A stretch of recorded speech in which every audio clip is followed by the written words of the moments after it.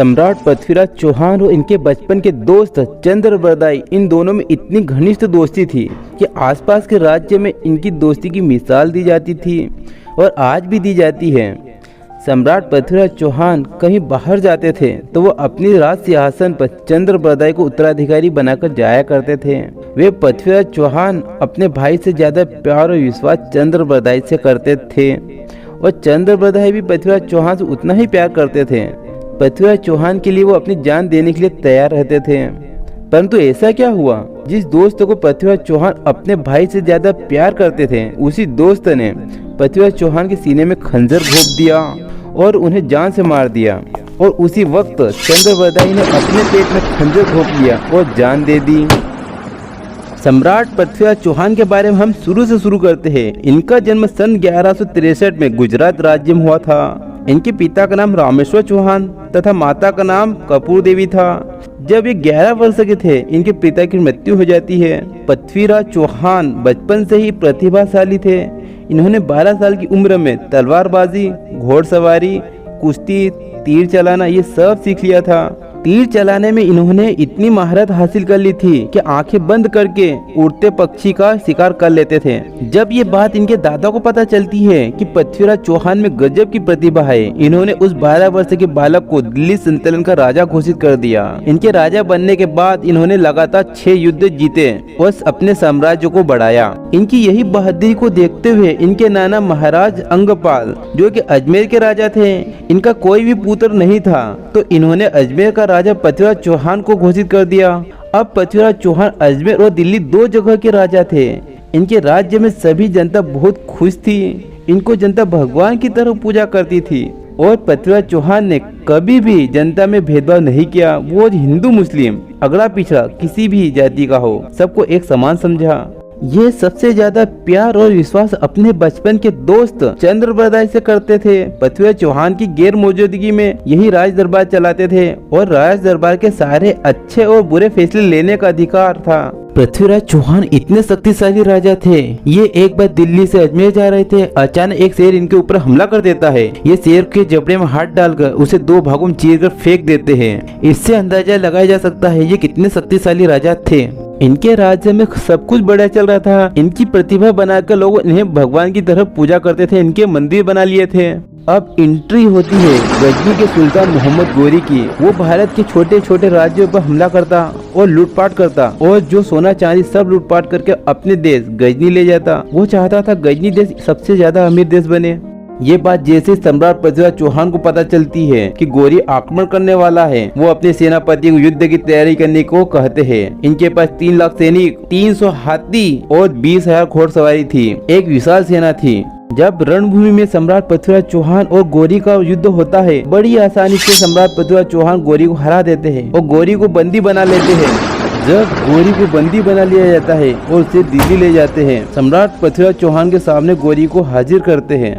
गोरी कहता है, पृथ्वीराज मुझे माफ कर दो, आइंदा ऐसी गलती कभी नहीं होगी और मैं विश्वास दिलाता हूँ कि आज के बाद कभी आपके ऊपर आक्रमण नहीं करूँगा। सम्राट पृथ्वीराज चौहान उसे माफ कर देते हैं, परंतु चंद्रबरदाई कहते हैं, पृथ्वीराज जिसे मृत्यु दंड दिया जाए ये क्षमा योग्य नहीं है। परंतु पृथ्वीराज चौहान कहते हैं, सबको एक बार माफ कर देना चाहिए ताकि गलती सुधारने का मौका मिल सके। और उसे अपने देश गजनी जाने के लिए एक घोड़ा, सोना चांदी और भोजन देते हैं, रास्ते में कोई परेशानी न आए। इस तरह क्षमादान पाकर गोरी गजनी वापस लौट जाता है, पर वो अभी भी अपनी हरकतों से बाज नहीं आता है। वो दिल्ली के खजाने को पाने के लिए संयंत्र पर संयंत्र रचता रहता है।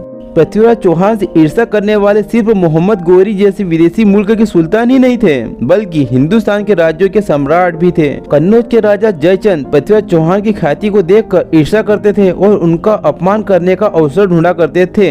जयचंद अपनी बेटी संयोगिता का स्वयंवर कराने का निर्णय लेता है और उसकी तैयारी में लग जाता है। वो आसपास के सभी राजपूत राजाओं को आने का आमंत्रण देता है, सिर्फ पृथ्वीराज चौहान को छोड़ देता है। उसकी बेटी संयोगिता को इस बात का पता चलता है कि वो अपने पिता के पास जाती है और कहती है, पिताजी मैं दिल्ली के सम्राट पृथ्वीराज चौहान को अपना पति मान चुकी हूँ, अतः उन्हें भी स्वयंवर में आने का इजाजत मिलनी चाहिए।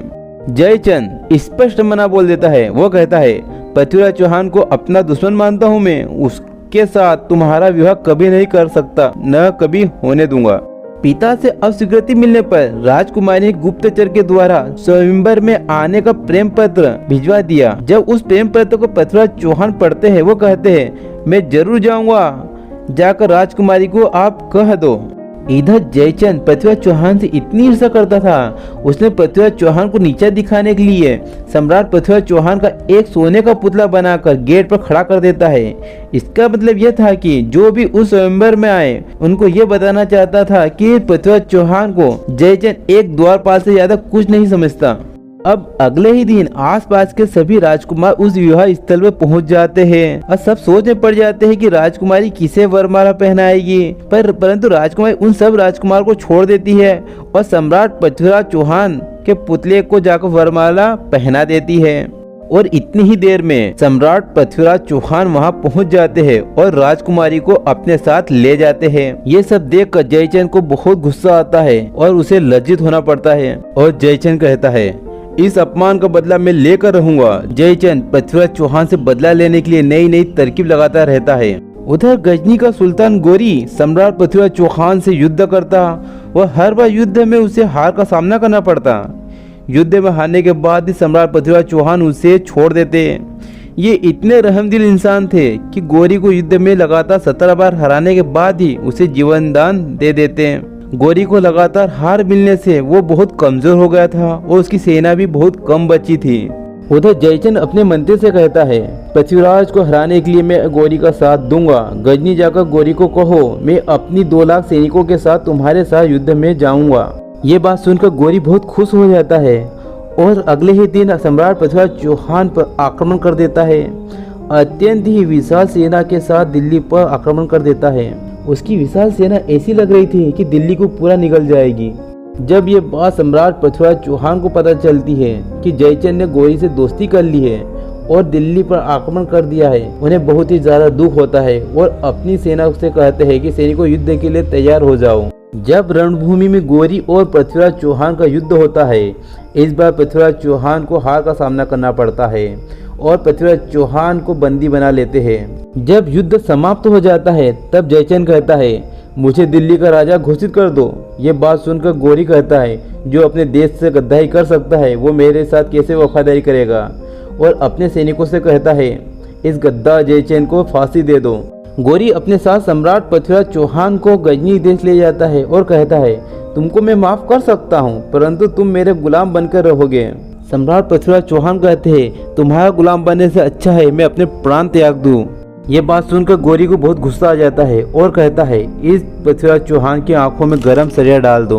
ये बात जब चंद्रबदाई को पता चलती है कि गोरी ने सम्राट पृथ्वीराज चौहान की आंखें फोड़ दी है, वो तुरंत दिल्ली से गजनी देश के लिए रवाना हो जाता है और गोरी से कहते हैं गोरी ये वही सम्राट पृथ्वीराज चौहान है जिन्होंने 17 बार तुझे माफ किया था और तूने इन्हीं की आंखें फोड़ दी। ये बात सुनकर गोरी अपने सैनिकों से कहता है इस चंद्रबदाई को बंदी गृह में डाल दो। जब चंद्रबदाई को बंदी गृह में ले जाते हैं, वहाँ पर पृथ्वीराज चौहान को देखकर चंद्रबदाई बहुत खुश हो जाते हैं। दोनों दोस्त गले लग जाते हैं। उधर गोरी अपनी प्रजा में ये ऐलान करा देता है कल हम सम्राट पृथ्वीराज चौहान को ऐसी मौत देंगे जो सब याद रखेंगे, सबको देखना चाहिए। वो एक बहुत बड़ा मजमा लगा देता है। उस पिंजरे में पृथ्वीराज चौहान को अकेला छोड़ देता है और वहाँ पे 3 शेर छोड़ देता है। पृथ्वीराज चौहान इतने शक्तिशाली थे कि तीनों शेरों को मार देते हैं। ये सब चंद्रबदाई देख रहे थे। वो वहाँ से दौड़ते हुए आते हैं और अपने मित्र पृथ्वीराज चौहान को गले से लगा लेते हैं और फिर उनके सीने में एक छुरा घोंप देते हैं। कहते हैं पृथ्वीराज मेरे मित्र इस तरह से मरता हुआ नहीं देख सकता, इसलिए तुमको मैंने छुरा मारा है। उसके बाद वो अपने पेट में भी छुरा घोंप लेते हैं और अपनी जान दे देते हैं। पृथ्वीराज चौहान अपने दोस्तों को धन्यवाद कहते हैं। दोनों दोस्त अपने प्राण त्याग देते हैं। मैं आपसे रिक्वेस्ट करता हूँ इस पृथ्वीराज चौहान को वीडियो की जो कि हमारे स्कूल कॉलेज में पढ़ाया नहीं जा रहा है, इनके बारे में एजुकेशन सिस्टम में बताया नहीं जा रहा है, क्या आप इस वीडियो को पूरे भारतवर्ष में फैलाना चाहोगे? आप इस वीडियो को व्हाट्सएप ग्रुप में डालिए और वीडियो अच्छा लगे तो सब्सक्राइब भी करें और हाँ स्टूडेंट तक तो जरूर शेयर करें। हाय गाइस, आप सरकारी नौकरी तैयारी कर रहे हो, UPSC, SSC, bank, railway, police, patwari, ETC, all competitive exam preparation में आपके रीजनिंग एवं गणित दोनों चैप्टर की इतनी परफेक्ट तैयारी करा दूंगा। आप कहीं नहीं रुकोगे। बिल्कुल बेसिक से एडवांस लेवल तक कॉन्सेप्ट इज पावर। आपके कॉन्सेप्ट जितने क्लियर रहेंगे उतने ही अच्छे से आपको गणित समझ में आएगी। तो आज ही आप अनम बायजूस सब्सक्राइब करिए। Thank you.